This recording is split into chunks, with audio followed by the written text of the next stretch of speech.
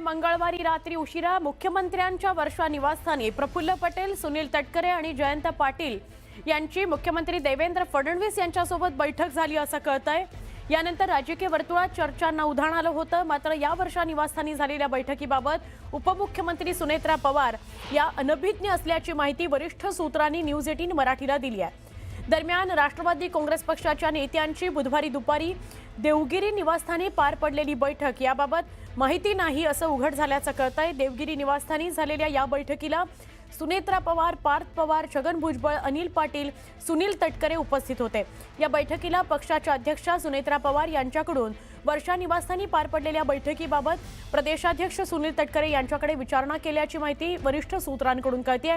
आमच्या प्रतिनिधी प्रणाली कापसे यांच्याकडून अधिक जाणून घेऊया। प्रणाली, काय अधिक माहिती आहे? आपल्याला माहिती आहे की मंगळवारी रात्री जी बैठक वर्षा निवासस्थानी झाली, ज्याच्यामध्ये जयंत पाटील, प्रफुल्ल पटेल आणि सुनील तटकरे हे दोन्ही राष्ट्रवादीचे वरिष्ठ नेते एकाच वेळेला तिथे उपस्थित होते असं दिसून येत आहे।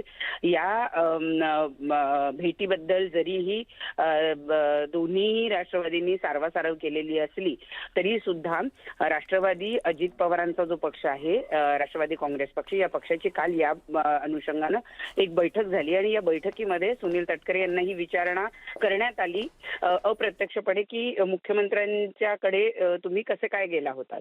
तर त्यावेळेला त्यावरून असं लक्षात येत आहे की उपमुख्यमंत्री सुनेत्रा पवार यांना या बैठकीबाबत किंवा या भेटीबाबत कुठलीही कल्पना देण्यात आलेली नव्हती, पूर्वसूचना त्यांना देण्यात आलेली नव्हती आणि त्यामुळं की इथे हा सुद्धा प्रश्न निर्माण होतो आहे की राष्ट्रीय अध्यक्ष म्हणून जो काही मेसेज द्यायचा होता तो मेसेज राष्ट्रीय अध्यक्ष म्हणून सुनेत्रा पवार यांना देण्याऐवजी त्यांच्या पक्षातल्या खासदारांना बोलवून का देण्यात आला, हा या ठिकाणी सवाल उपस्थित होतो आहे। आणि त्यामुळं पुन्हा एकदा अजित पवारांच्या राष्ट्रवादीमध्ये सगळं काही आलबेल आहे असं दिसून येत नाही। मुख्यमंत्र्यांनी सुनील तटकरे, प्रफुल्ल पटेल आणि जयंत पाटील अशा दोन्ही राष्ट्रवादीच्या प्रमुख नेत्यांना तिथं वर्षा निवासस्थानी बोलवलेलं होतं।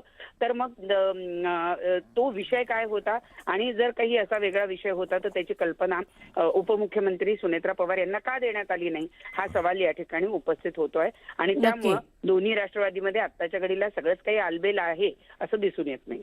नक्की, धन्यवाद माहिती दिल्याबद्दल।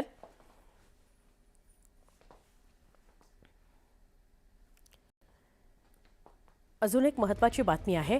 राष्ट्रवादी काँग्रेसचे नेते अमोल मिटकरी यांनी राज्याचे कृषी मंत्री दत्ता मामा भरणे यांच्या कार्यपद्धतीवर तीव्र शब्दात जाहीर नाराजी व्यक्त केली आहे। पक्षाच्या कार्यकर्त्यांनी वारंवार फोन करूनही कृषी मंत्री फोनच उचलत नाहीत, पण इतर पक्षाच्या आमदारांचे मात्र फोन एका मिनिटात उचलतात, असा गंभीर आरोप केलाय मिटकरी यांनी।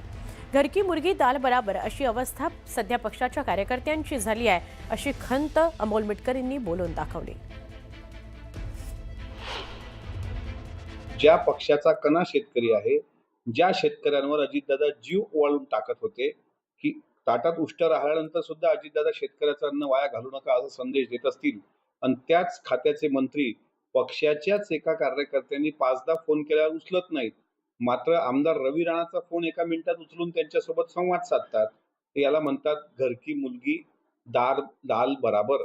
त्याच्यामुळं दत्ता मामांच्या अशा वागण्याचा आमच्यासारख्याला त्रास होतोय, आमच्यासारख्याला म्हणजे पक्षातील सामान्य कार्यकर्त्यांना, की एकदा फोन उचलून विचारा तर की काय करायचं आहे, ते कंपनीवर FIR करायची आहे की ते अधिकारी मुजोर आहेत, एवढं तर विचारा, बाकी काही आम्ही तुम्हाला मागत नाही। त्यामुळे आमच्याशी केलेला दुजाभाव हा वेदनादायी होता। जुलै महिन्याच्या सुरुवातीला मनमाड, मालेगावसह नाशिक जिल्ह्यामध्ये पावसानं दमदार हजेरी लावली, मात्र त्यानंतर पावसानं दडी मारली आणि उगवलेली पिकं करपू लागली। लवकरच पाऊस पडला नाही तर दुबार पेरणीचं संकट येण्याच्या भीतीनं शेतकरी चिंतातूर आहे। मी आता आलो आहे मनमाड पासून जवळ असलेल्या नागापूर गावातील एका शेतात। सुरुवातीला जो पाऊस झाला त्याच्या आधारावर या शेतकऱ्याने शेतात मका पेरलेला होता, मात्र पाऊस गायब झाल्यामुळे आता आपण बघू शकतो की हा जो मका पीक आहे तो करपू लागलेला आहे आणि पावसाअभावी जी शेती आहे, जी जमीन आहे, त्याला आता भेगा पडायला सुरुवात झालेली आहे। एका प्रकारे हे जे पीक आहे ते पावसाअभावी धोक्यात आलेले आहे. माझ्यासोबत बोलण्यासाठी शेतकरी आहे, त्यांच्याकडून जाणून घेऊया की त्यांनी किती दिवसापूर्वी काय पेरलं होतं आणि आता काय परिस्थिती आहे. भाऊ, किती दिवसापूर्वी किती एकरात काय पेरलं होतं आणि आता परिस्थिती कशी आहे पिकांची? आपण बघितलं असेल की जूनमध्ये पूर्ण जून हा कोरडा गेला. त्याच्यानंतर जुलैच्या पहिल्या आठवड्यात जो पाऊस झाला, त्या पावसाच्या नंतर थोडीशी वापसा झाल्यानंतर आम्ही ही मका पेरलेली आहे. ती मुली पण ती मका पेरून झाली, पण तिच्यातले जे आपण म्हणतो की मॉइश्चर जो असायला पाहिजे, बोलवा जो असायला पाहिजे, तो सुद्धा इतका नव्हता. त्यामुळे जवळजवळ 75% ती मका उगवली. परंतु आता अशी वेळ आलेली आहे की आता जी उगवलेली मका आहे ती आता करपू लागलेली आहे. आता जर अजून 2-4 दिवसात जर पाऊस नाही आला, तर ही मका ही जळली जाणार आहे, ती करपून जाणार आहे. त्याच्यानंतर पाऊस बी होऊन तिचा काही उपयोग होणार नाही. त्यामुळे आता हे दुबार पेरणीचं संकट आमच्यावर आता ओढवतंय काय, अशी आम्हाला आता चिंता व्हायला लागलेली आहे. ही परिस्थिती फक्त मनमाडच नव्हे, मालेगावसह संपूर्ण नाशिक जिल्ह्यात आहे. सुरुवातीला जो पाऊस झाला तर काही शेतकऱ्यांनी पेरणी केलेली आहे, मात्र अद्यापही बहुतांश शेतकऱ्यांची पेरणी बाकी आहे. एकीकडे पेरणी काही शेतकऱ्यांची झाली नाही, दुसरीकडे ज्यांनी पेरलं ते उगवलं, मात्र आता कडक ऊन पडत असल्यामुळे पावसाअभावी पिकं करपू लागली आणि शेतकरी पुन्हा संकटात सापडलेला आहे. बब्बू शेख, न्यूज 18 मराठी, मनमाड.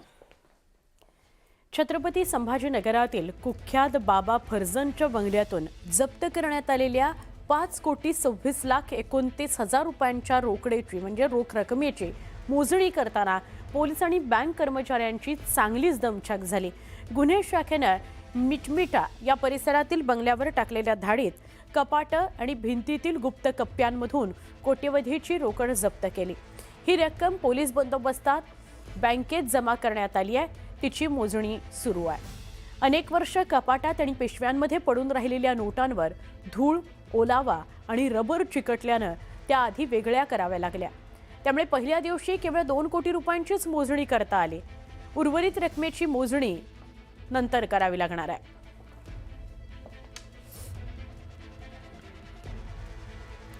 बातमी आहे नागपुरातून. नागपूरमध्ये हजरत बाबा ताजुद्दीन रहमत अलैह यांच्या 104व्या वार्षिक उरुसानिमित्त काढण्यात आलेल्या संदल मिरवणुकीमध्ये गोंधळ झाला. या गोंधळ झाल्या प्रकरणामध्ये तहसील पोलिसांनी आता कारवाईला सुरुवात केलेली आहे. मिरवणुकीदरम्यान हवेत नोटांची उधळण केल्यानं नागरिकांची मोठी गर्दी झाली आहे आणि चेंगराचेंगरीची परिस्थिती निर्माण झाली असा आरोप आहे. काही जण वाहनावर चढून कमी उंचीच्या विजेच्या तारांजवळ धोकादायक प्रकार करत असल्याचंही पोलिसांनी म्हटलंय. या प्रकरणी नगरसेवक वसीम खान यांच्यासह 6 जणांविरोधात पोलीस शिपायाच्या तक्रारीवरून मनाई आदेशाचं उल्लंघन केल्याचा गुन्हा दाखल करण्यात आलेला आहे.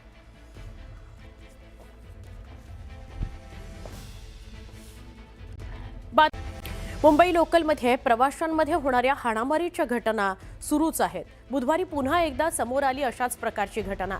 चर्चगेट विरार रेल्वेमध्ये पुन्हा एकदा फिल्मी स्टाईल हाणामारी झाली. या मारहाणीचा व्हिडिओ सोशल मीडियावर व्हायरल झालेला आहे. व्हायरल व्हिडिओमध्ये काही प्रवासी एकमेकांना मारहाण करताना दिसतायत. पण हा वाद कशामुळे सुरू झाला हे अद्याप समोर आलेलं नाहीये.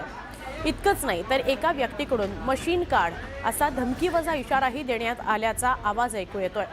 मात्र अशा मारहाणीच्या घटनांमुळे लोकलमधील प्रवाशांच्या सुरक्षेचा प्रश्न गंभीर बनत चाललाय. काही दिवसांपूर्वीच लोकलमध्ये एका प्रवाशावर चाकूने हल्ला करण्यात आला होता. पुन्हा एकदा असाच प्रकार समोर आल्यानं रेल्वे प्रशासनानं याकडे गांभीर्यानं बघण्याची गरज आहे.